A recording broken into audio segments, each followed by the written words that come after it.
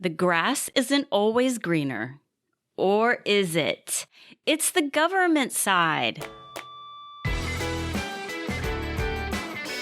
The Military Money Show is sponsored by Charles Schwab. Since 1973, Charles Schwab has been helping people achieve better financial outcomes for themselves and their families. You can learn more about Charles Schwab and the work they do at schwab.com. Hey, welcome to the Military Money Show, where I help the military community make, save, and invest money wisely. I'm your host, Lacey Langford, the military money expert. Most military service members and their families at some point have interacted with or worked alongside federal government employees. Have you ever wondered how their benefits compare to yours, or even how to join the civil service ranks? Did you know that they also have a TSP? My guest Sam is here to talk to me about financial life as a government employee and share some tips on gaining federal employment. Sam is the author of the Gov Worker blog, a civil servant since the age of 18. His mission is to help others successfully navigate the federal system and understand their benefits. On his blog, Sam also shares his financial journey and lessons he has learned through personal experiences. Here is my chat with Sam.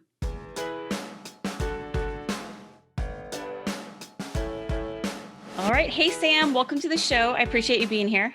Yeah, thanks for having me, Lacey. I'm really excited to talk with you today. I am excited too, because I've never really had a civilian discussion on my show about TSP, getting jobs. So I think this is going to be not only valuable for other people, but valuable to me, because I love to learn. And I think this will be a good subject to brush up on. Are you ready? I am ready. So I just need to say that I'm speaking in my personal capacity today, and everything I say does not represent the views of the federal government or any government agency. And also, I'm just speaking in my personal capacity, so this is not legal, financial, or human resources advice. Yes. Okay. It's going to be a gauntlet of questions. Just kidding.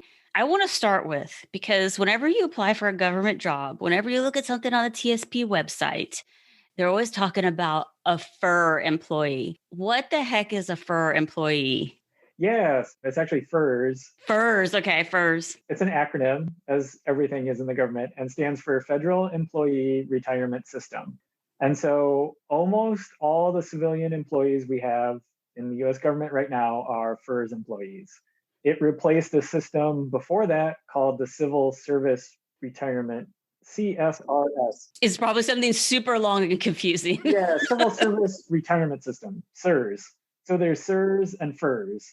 And CSRS is the old system, and FERS is the new system. So most of your listeners, if they're like, oh, I want to get a civilian federal job, they're going to be in FERS.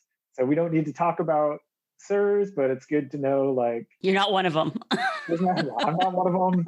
They're approaching retirement age. Was there one before that too? I don't think so. When I was writing up an article, I was reading all this stuff about Social Security and when that started, and CSRS predated Social Security. So yes, I have family members that they were in that system that predated the Social Security stuff. So, all right, yes, it's complicated, just like everything else in the government, but it's...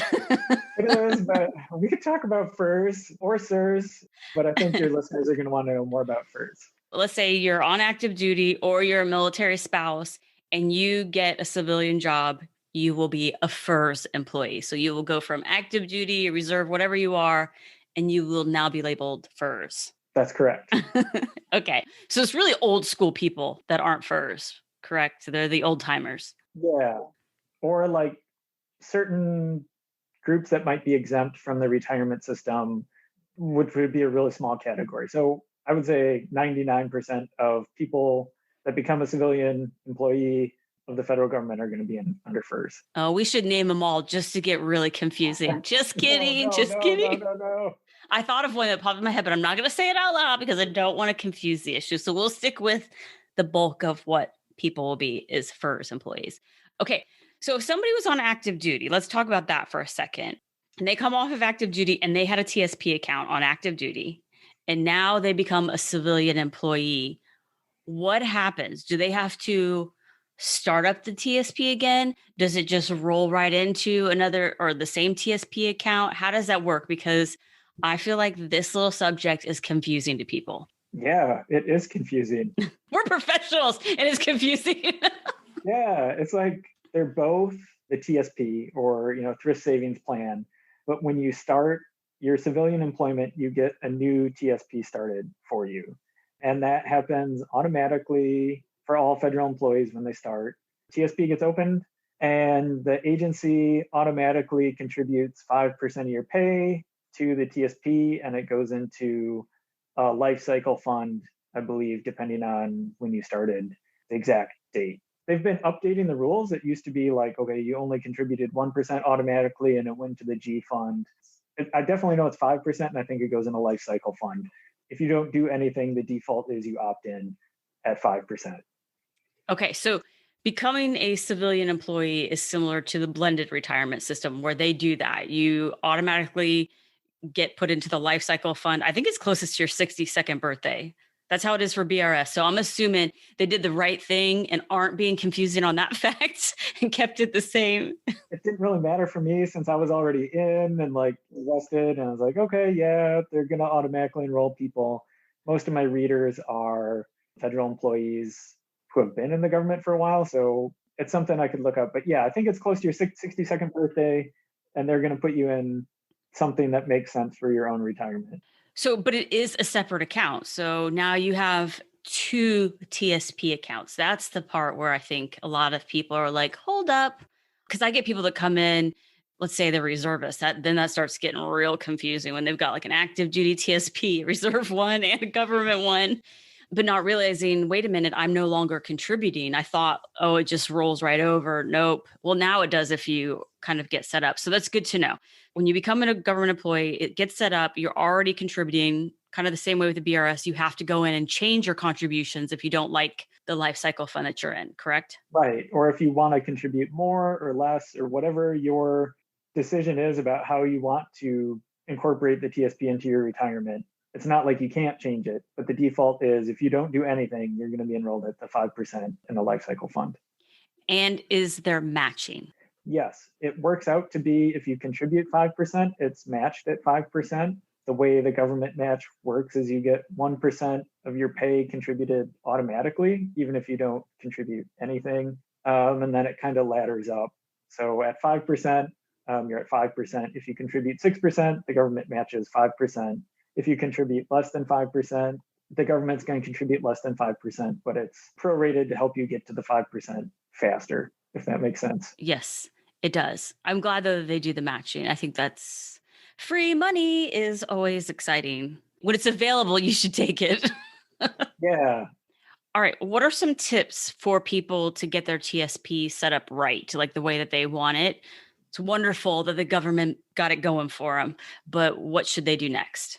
TSP is a really great system. It's really set up for like individual federal employees and military members to succeed. There's not a lot of confusing funds or exotic investments or things with high fees that could really like hamstring people or distract them from achieving a retirement. So I'm a big believer in contributing as much as you can to the TSP, as much as you can afford to, because I think it's such a great program and it's set up for the little guy or little girl, just like we are as federal employees. I feel like we're not hedge fund millionaires, we're not those type things. So the TSP is great. And I just encourage people to contribute as much as they can. And in terms of individual investments, you're going to have your own risk tolerance and you're going to have your own investing strategies. They set it up to really be for the little people like us. And it's really hard to go too far wrong. And the TSP has got a great website and it's got great resources on there.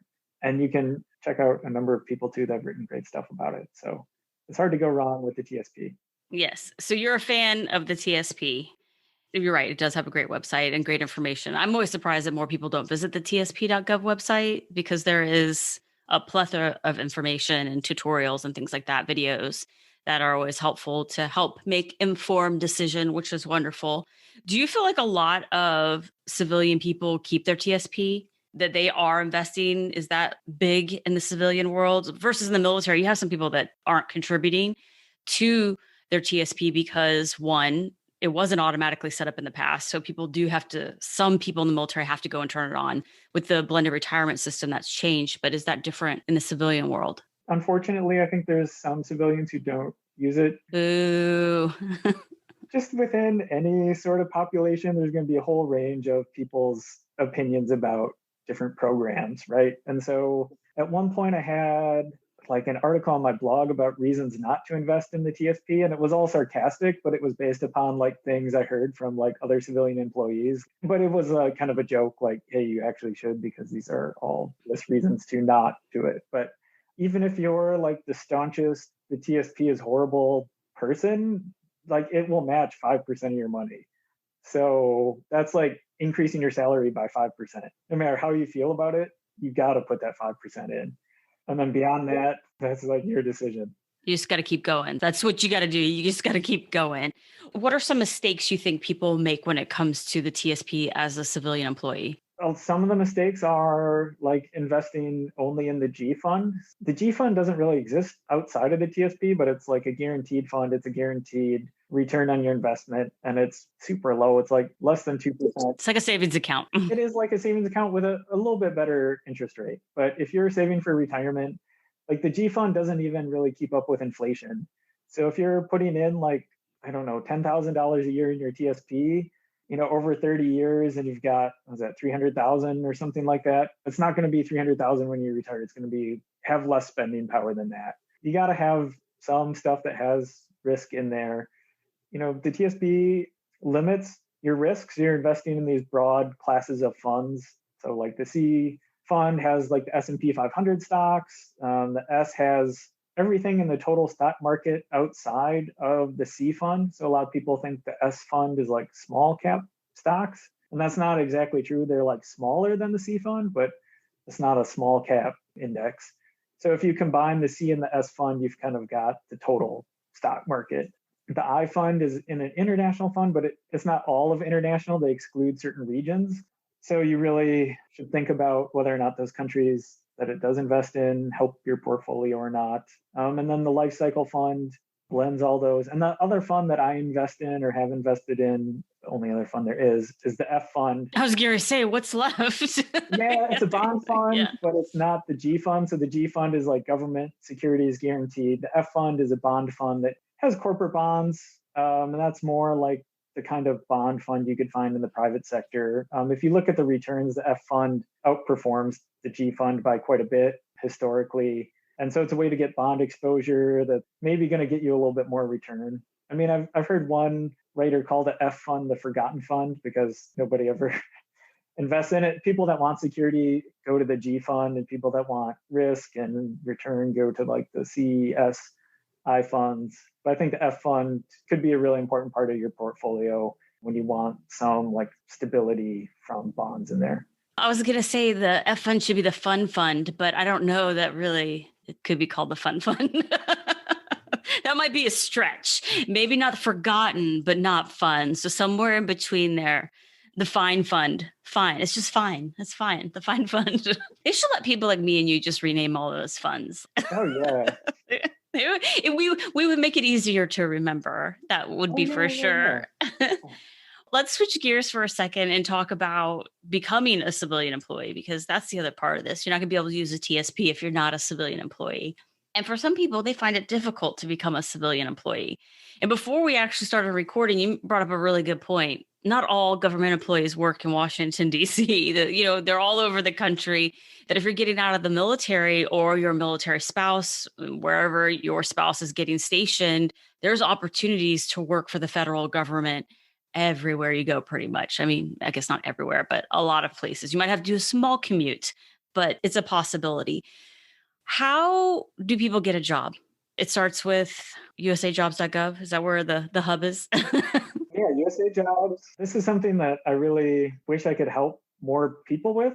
A lot of people try for a long time to get a federal job and can't get hired by the federal government. And like I've had people contact me on Twitter just like so upset and think like USA Jobs is rigged and like all the jobs are like slotted for people or something like that. I'm like, no, that's not the case. Like I have supervisory duties. So every time I post a position, I wish I got like maybe not 200 applicants, but like I wish I got people. And so I think understanding how to apply for these jobs is super important, because if you want your resume to get to me as the hiring manager, you need to get past like HR screenings. A computer. Yeah, a computer and a person, because the government wants to make sure that when we hire somebody that's qualified for the job. And so we have a lot of systems in place to make sure people are qualified. And it might seem like you are qualified for the job, and hey, why am I never getting a call for an interview? And that's because it's getting like blocked in this like HR zone. It's kind of like the friend zone. You've been put in the friend zone. You've been put in the HR zone. Yeah, and it never gets to the hiring manager. And so understanding how to get past that, I think, is the key thing. And so if I had to like break it down to like the most important thing, is that many people think that when you apply for a job, you need like a one-page resume or at most 2 pages. And if you're applying for the federal government job, you definitely need more than 2 pages. You need like a 10-pager. Yeah, you need everything you've ever done.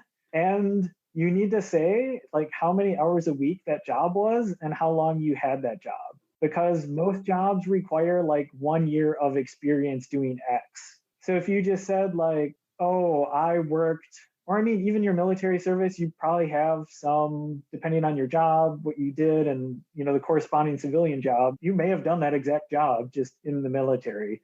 But if you aren't clear that you have 1 year experience, that needs to be like clearly documented. This is my 1 year experience, like doing X. You're not going to get through the HR screen. So if the job description, because this is what I have always told people, is basically you got to regurgitate the job description as it relates to you. I'm not saying copy the job description, but if it says 1 year experience in XYZ, you need to say, I have 1 year experience in XYZ. So those keywords get caught in the computer. So you really don't want to go light on the wording applying through usajobs.gov. You want to make sure you're really writing out the minutia of what you did. Yes, that's exactly right, Lacey. So everything you just said, and when you list like job titles, I guess what I was kind of building it back the other way. So the most important thing you're going to have is your job title, your previous job title, right? So I was blank, or I was a lab technician at XYZ company, and a lot of people would say like 2014 to 2017. Well, if you're applying for a federal job, you need to say like, April 1, 2014 to like October 10, 2017. And then you need to say 40 hours a week so that we know, because maybe you were part-time or other things. So I've seen resumes get rejected because they didn't demonstrate. And I'm not in HR, I'm just, so I can't, speak to exactly how they do it. But you just get what you get from them. You have to get from them. And I'm like, wait, I think somebody emailed me who worked here and said they were going to apply for this job. Like, where's their resume? Where's their resume? And then, well, they didn't have one, they couldn't demonstrate blank. So yeah, I just think it's really important to demonstrate that. And I don't want to make it seem like the government's like out to get you or any of that stuff. I think it comes from a point of like fairness. Like we want to make sure that if you get hired at like a GS 11 position in this part of the country, that you meet these qualifications, and we expect that out of everybody. The standard is the standard, and we want to make sure we only hire people from the standard because that's fair. But if you don't know that, you're going to have to, fill in these things. And then it's also important on USA Jobs, you'll have like to fill out like a questionnaire, like I have some experience in doing task X, or I have much experience doing this, or I'm an expert at X. There's like drop-down questionnaires. And I think those are important to answer those honestly. Don't lie on your application. That will get found out in the process, but don't short yourself either, because those get incorporated into a score, and the scoring also determines who gets put on this. It's called the CERT list, certified candidates. So that certificate list, CERT list, comes to me or the hiring manager, and you want to make sure you're on the CERT list. So then usually it's a hiring panel. It's not just one person, and then they discuss who they want to interview. So the hardest part of becoming a federal employee is getting past the CERT list. HR. Yeah, the friend zone in HR. Yeah. So they want you to be honest, authentic, but they definitely want the details. They want to know that you did perform a job for a certain amount of time and the job title is really important. I don't think I ever really thought about the job title being important. Well, I just mean like the job title is going to be like in bold font on a resume, right?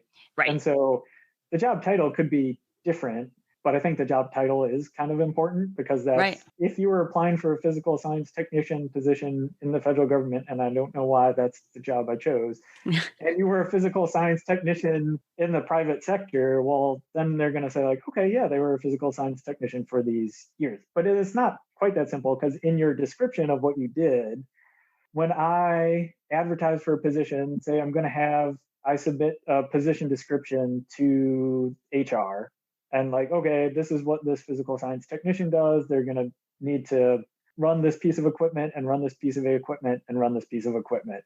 And they're going to need to have experience doing that.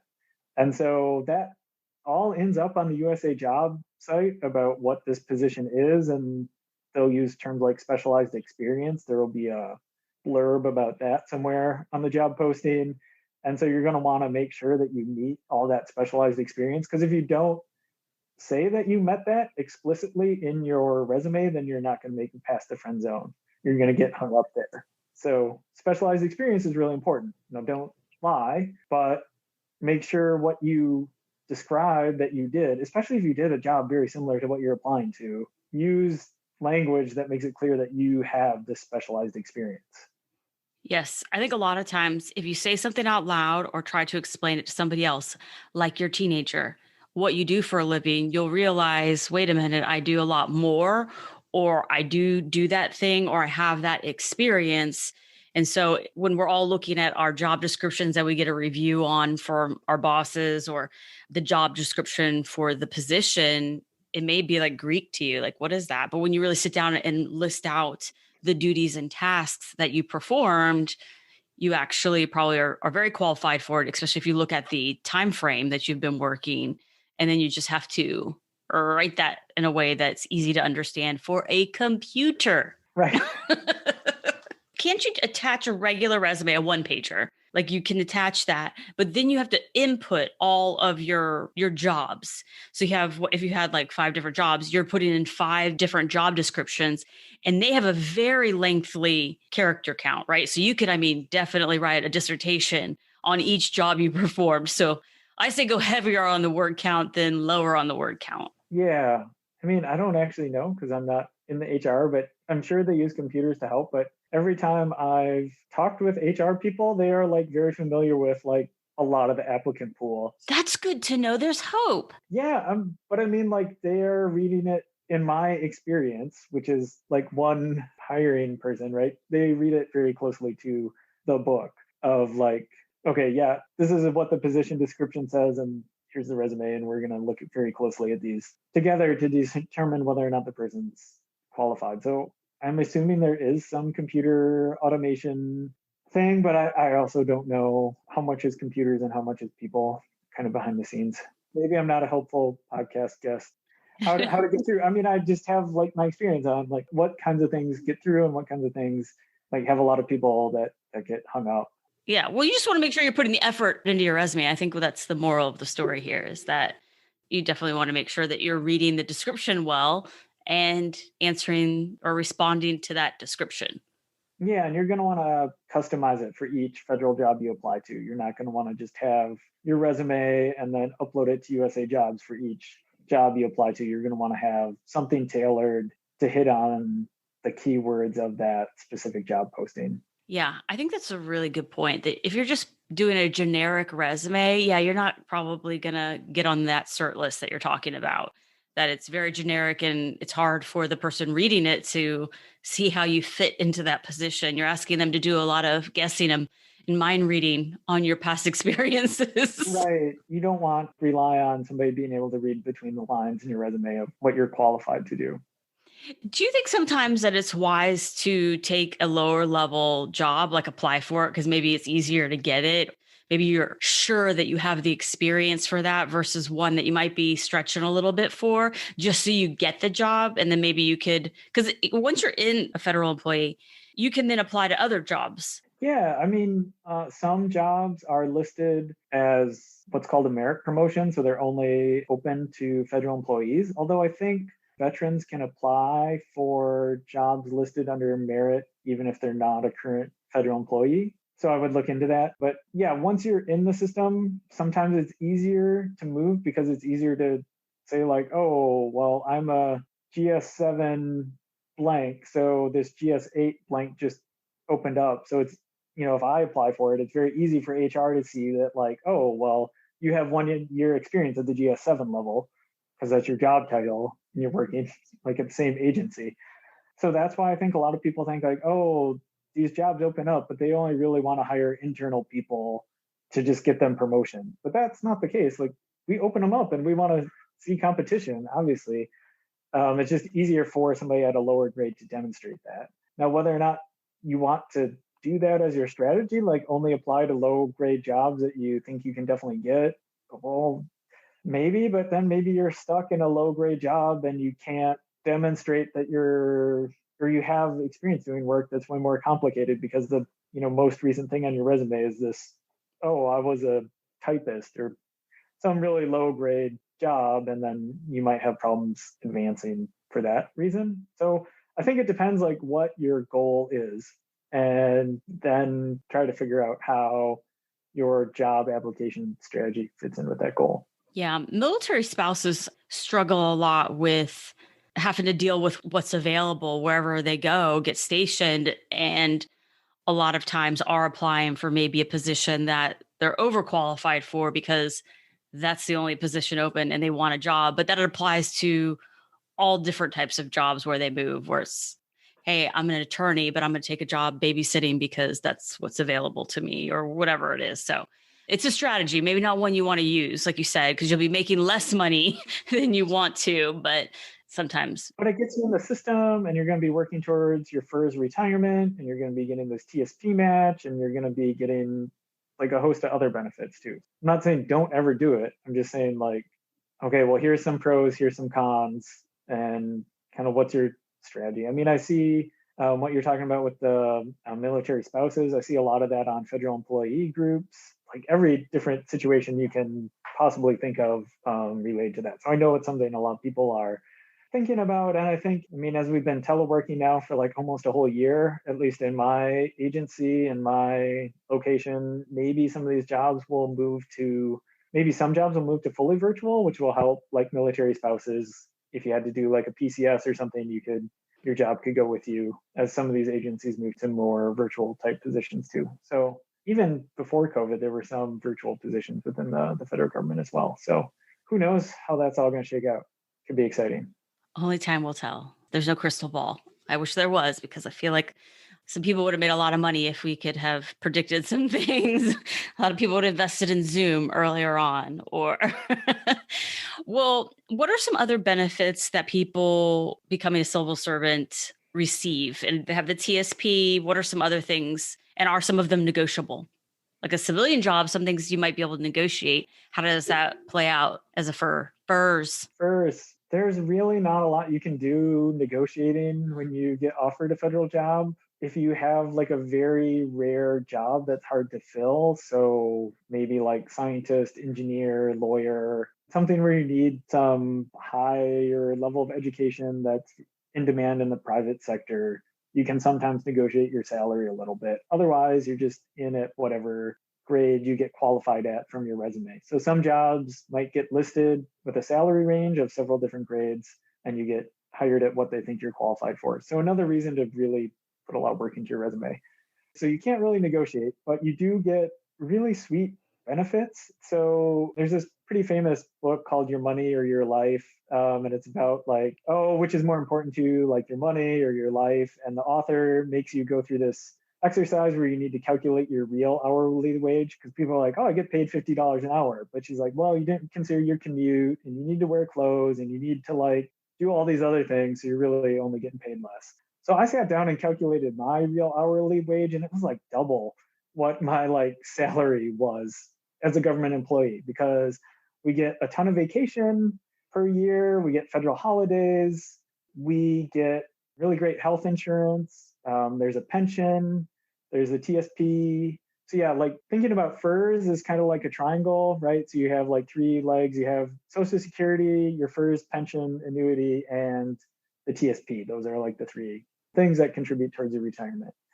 We get really great benefits. I love my job. I love working where I work. And I also feel like another really great thing about the federal government compared to the private sector is most federal employees I know work their 40 hours. And then when they are done at the end of the week, like they're like not on call, they're not on the clock. Nobody's calling. Nobody's calling, nobody's sending you an email that needs like an urgent response on the weekend. You can take your vacation. You can like actually take it and enjoy it. And so how can you like put a value on like your ability to like disconnect from work and have a real personal life? Like I can go to all my kids like whatever like concerts and stuff at school, just take a like hour vacation time or whatever and pop down and go to their band concert or something if it's during the day. So I mean, I think there's a lot of great things about working for the federal government. I'm not saying federal employees are lazy or we're gaming the system or any of that, but there's a lot of great things about work-life balance, having a federal job. So there's good quality of life. Yeah, good quality of life is another good way to put it. All right. That's good to know. Because sometimes you get people that don't weigh those things, and they are really important to not be super stressed the day, when you leave work on a Friday, to know that, hey, I'm done. Like I'll pick that back up on Monday. That's huge. There's a lot of people that don't have that. And a lot of times definitely don't have it on active duty when it's 24/7. So that is a major benefit and good things to reflect on when you want to apply for that job. Is it probably is worth it, a little extra hustle to really fine tune that resume and make sure that you make the cert list in personalizing it. So I love that. That's good advice. Well, I want to ask you a couple of quick random questions I ask everybody. First, what is one resource or tool that you use that makes your life or work easier? As a like finance blogger, I track all my expenses and receipts and all that stuff. So I use a program called Countabout. I really like it. You can attach receipts. So like if you have like a health savings account and you need to keep track of medical receipts and stuff, you can attach that all on Countabout. So I like that software a lot. I write about it on my blog quite a bit. Yeah, I do some freelancing for them as well. So take that with a grain of salt. But I really enjoy the program and it's made our budgeting and finance tracking pretty easy. I'll be sure to put a link to that. It's Countabout. Yeah, it's one word, count and about. Got it. All right. I'll be sure to link that one up. What is your favorite book right now or your favorite book of all time? Is it Your Money or Your Life? No, I do like that book a lot, but like for me, I'm always like the book I'm reading like right now, it's like, oh, this is the best book ever. I'm guilty of that. So like I'm reading this book right now about the Surum run to get the diphtheria antitoxin to Nome, Alaska in 1925, dog sled. Whoa. It's called The Cruelest Miles. And I was like, wow, this is so amazing. Yeah, I just felt like it was really cold this past couple weeks. And, we're in the middle of this pandemic. And so reading about people trying to like take this antitoxin on a dog sled in like minus 70-degree weather plus wind with like only a team of dogs and like these crazy people in Alaska who would like think nothing of like taking this. Yeah. And like, I didn't realize how deadly diphtheria was because, like we're all vaccinated now. And it sounded like so scary and these poor kids dying. And like, this book is so exciting. I like couldn't put it down. So that's the book I'm most excited about right now. But, when I start a new book, like I'm going to forget about this completely. Yeah, no, that's I've never heard of that one. My dad is an avid reader, and it's really hard to buy him books that he hasn't already read, first of all, or things that he'll be interested in. And I think this is the only second time that somebody's given a book recommendation. And I'm like, you know what? I'm going to get that for my dad. So we'll see. We'll see if my dad agrees with you. Okay, hopefully. I don't, Yeah. I don't want to feel like responsible for you getting your dad a bad gift. I will totally pin it on you. I had this guy on the podcast and he had the worst book recommendation. He's a government worker. Yeah, they're horrible. No, but that sounds like a very interesting book. You're right. I've never heard of that. And it does sound like The Cruelest Mile. Oh, yeah, Cruel Smiles. But, oh, man, it really put things in perspective this past couple weeks, but it was super exciting to read. Well, I will definitely link that up for everybody. And I'll have to get back to everyone if my dad likes the book. I have to save it for the right occasion to get it for them. I get them and then I put them in my closet and I just save them for like birthday, Christmas. So, or Father's Day. This one sounds like a Father's Day gift. As a father, I think it would be a good Father's Day book. Okay. I'm going to be like from Lacey and Sam. Only if it's good. He's going to be like, who's Sam again? Yes, only if it's good. All right. So now it's time for my favorite part of the podcast, which is game time. And today we are going to play a little potpourri. So I'm going to mix it up. I have pulled 2 pod deck questions and 1 fact or fiction question. So I'm going to give these to you and you just have to answer the potpourri. Are you ready? Yeah, let's go. Fact or fiction? Elvis Presley's favorite entertainer was Robert Goulet. I'm going to go with fiction. It is fiction. Apparently, Elvis hated Goulet and once shot out a TV airing a Goulet performance. Oh. Yeah, that sounds a little intense, that hatred. Oh, wow. Okay. First, pod deck. What is the dumbest way you've been injured? I flew over my bicycle handlebars a couple summers ago. I was going way too fast around a curve, and I should know better because I bite everywhere. And I felt really dumb. I had to not go to my friend's daughter's graduation party because I was in urgent care and I had to have my wife drive me there. So I felt pretty dumb about that. Okay. You came up with that one quick. So yes. All right. Next one. If you got stuck in an elevator and were forced to listen to only one song, what song would you pick? Oh, I'm going to buy you a little time. What's crazy is something popped right in my head when I read that question. I want to hear what yours is. I don't know why this kind of popped into my head kind of right away too, but Feel So Good by Chuck Mangione. I feel like that could be played in elevators just to begin with, but it's just so mellow and relaxing. I think, keep playing that. Keep me nice and calm. It's a good one. Yeah, you probably should pick a calming one if you're going to be trapped in an elevator. I don't know why that kind of popped in my head, but we'll go with it. What was yours? Walking on Sunshine by, what is it, Katrina and the Waves? Yeah, I think that's right.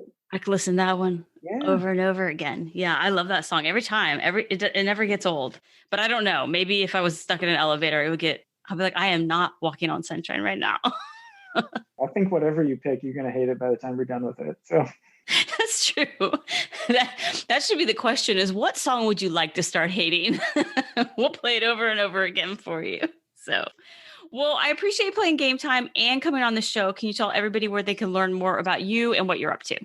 Yeah, so I blog at Government Worker Fi. That's governmentworkerfi.com. And you can find me at Twitter. That's a little bit shorter. It's at Gov Worker Fi.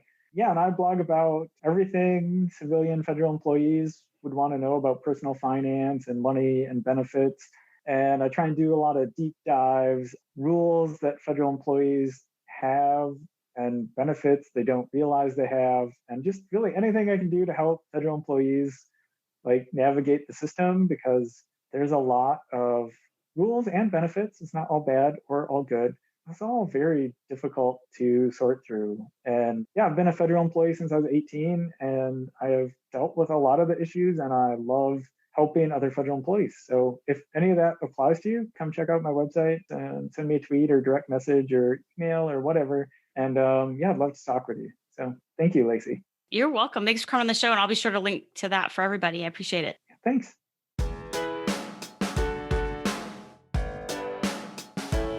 Thanks to Sam for coming on the show to talk about personal finance and government employees and their benefits. Thank you to Charles Schwab for the work they do to help the military community achieve better financial outcomes and for supporting the Military Money Show. You can learn more at schwab.com. You can also head over to laceylangford.com to get all the show notes and the resources from this episode. I appreciate you listening, and I will talk to you next week.